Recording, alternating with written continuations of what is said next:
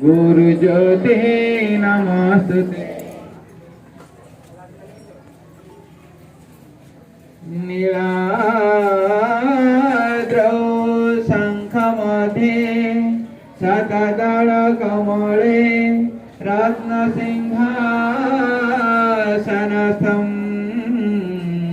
सर्वालङ्कारयुक्तं नवघनरुचिरं संयुतं चाग्रजेन भद्राय वामभागे रथचरणयुतं ब्रह्मरुद्रेन्द्रवन्द्यं वेदानां सारमीशं स्वजनपरिवृतं ब्रह्मदरो भजेऽहं वेदानां सारमीशं स्वजनपरिवृतं ब्रह्मदरो भजेऽहं।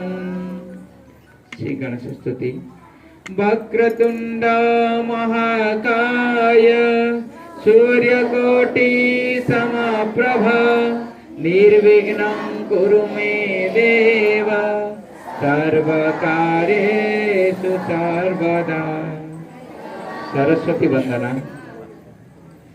या कुंदेन्दु तुषारहारधवला या शुभ्रवस्त्रावृता या वीणावरदण्डमण्डितकरा या श्वेतपद्मासना